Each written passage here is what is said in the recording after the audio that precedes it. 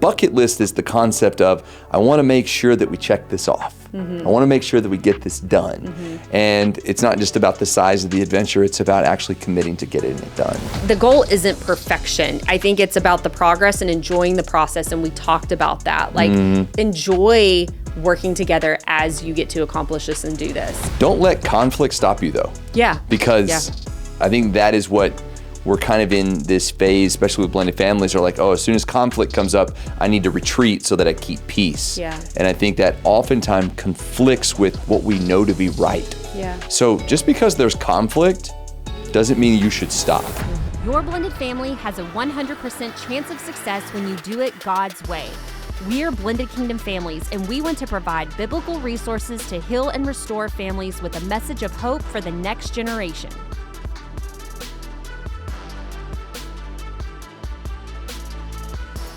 Hey guys, welcome back to the BKF podcast. We are excited you're here with us today. If you haven't, make sure you take an opportunity and subscribe to the channel. We would love to alert you every week when we drop a new podcast or we have an event going on or just staying connected to the ministry as a whole. Yeah. And just as a reminder, if as a blended family, if you're going through any challenges, BKF offers an amazing coaching program. Not only Vanessa and myself, we are master coaches, but we also have a coaching network of tremendous people who would love to invest their time and their wisdom and their knowledge into your family. So if you're dealing with something very specific and you want some help and advice, go to our website. You can sign up and get more information on our coaching program. Yes. Well, this is a fun topic that we're going to be talking about today. And it's, I think we talk a lot about having a vision for your family and, whether that be bucket lists of things that you want to do over a specific time. But, we're very big on doing a vision retreat at the beginning of the year for our marriage. But within that, we also talk about the visions that we have for our family. And I think it's so fun as your children begin to mature with age and just even emotional intelligence, getting their thoughts and ideas of what they want to do as a family and accomplish as a family and work towards together. It's so fun. And just literally the other day, right now I'm training for a half marathon and our 10-year-old was like, Mom, I want to run a marathon with you one day. And I just thought to myself, that will be so cool to be able to accomplish something with my son together and have that experience. And so, in your marriage and blended family, it's such a great opportunity to take that time and sit down and talk about that, because I think whenever we do create a vision and create those bucket lists, so to speak, of things that we want to do, not only does it give us something to look forward to, but it also gives us opportunities for communication, collaboration, shared experiences. It provides those memories, those things that we're going to cherish for a lifetime. And I think about the conversations and the things that go into that, and it's so beautiful. Well, if you're wondering, we're going to talk about bucket list stuff, but I want to take a sidestep real quick and just talk about this for a second. So the movie Bucket List. Yeah. So love the movie, Morgan Freeman, Jack Nicholson. I mean, it's a classic, incredible movie. But I want to talk about, and before we go into this list, I want to talk about the premise of that movie. Because as you're thinking about it, I want to just draw some parallels. These are two gentlemen who they knew they were going to die. They did not know each other. They were not family, but they both knew they were going to die. One had unlimited resources, and the other one had an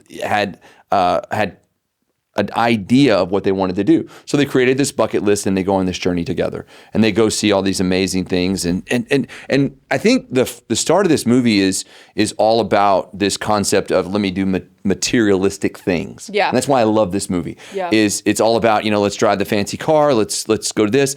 But the end of the movie is all about the non-material things that you thought were material that end up being the part where you're connecting people together again in meaningful situations.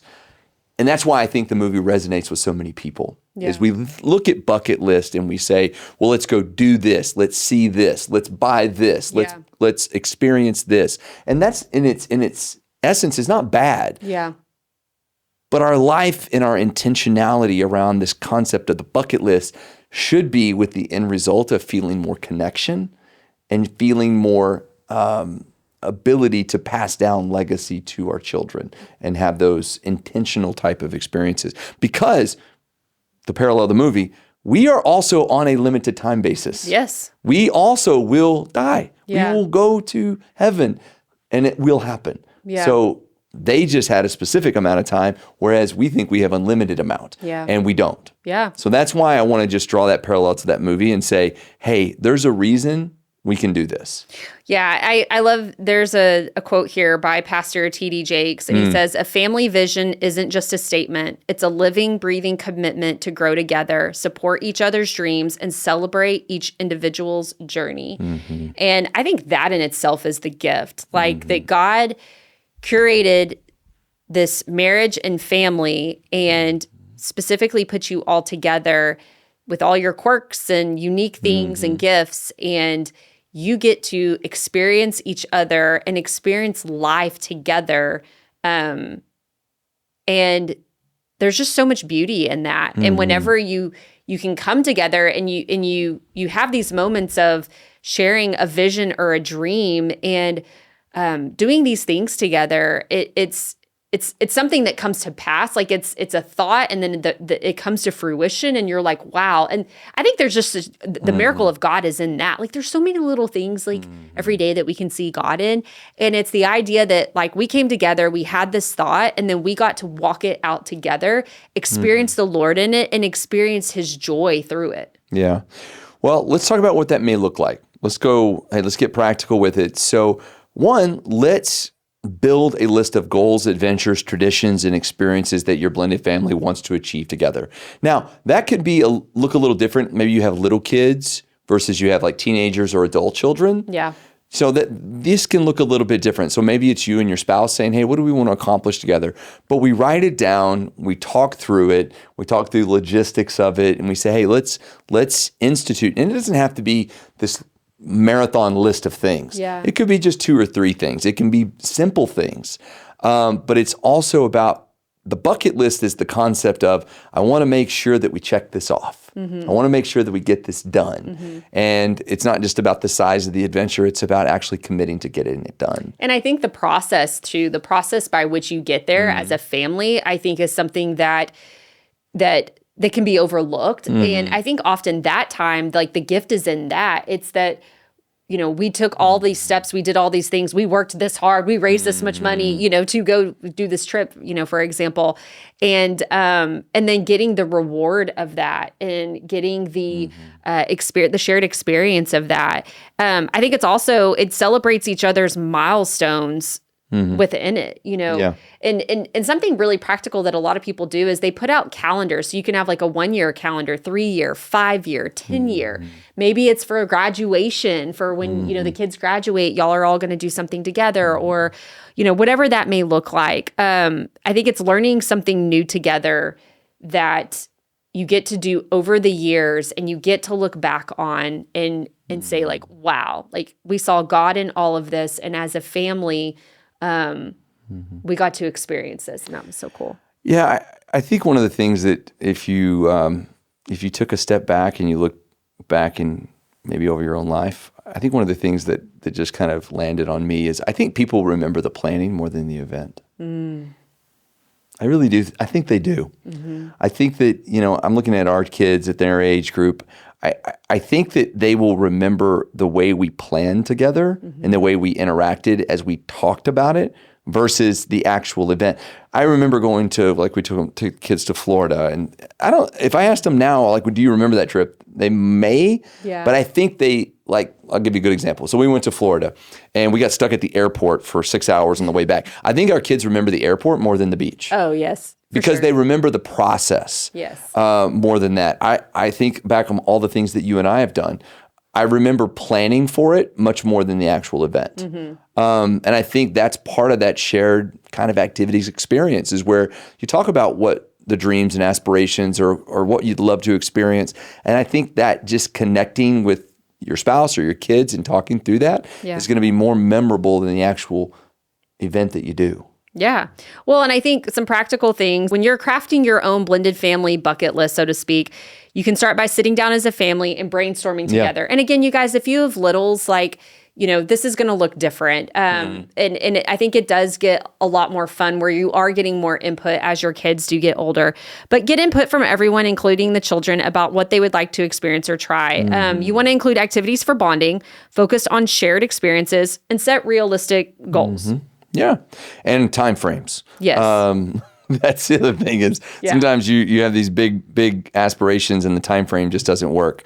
But yeah, I think that is a really fun. And it doesn't have to be big trips, doesn't have to be big events. It can be small things. It can be things that you just want to do together or that you want to experience together or new things that you want to experience together. Well, it could be like a family cookbook. And so that's a really fun one where it's like, hey, like every week we as a family are going to try a new recipe. And if we like it, we're going to stick it in our family cookbook. And, and then maybe you make a goal of when it's the first Christmas of the last year when all the kids are gone, you print that cookbook and everybody gets a copy for a Christmas present. You know? Maybe it's something like that. It could be, maybe as a family, you decide to take on pickleball and y'all all become pickleball players. And then every Thanksgiving, you have a pickleball tradition and you have a pickleball winner and they get to, I don't know. Hold the pickleball trophy. Yeah, there's a pickleball trophy. You can make it be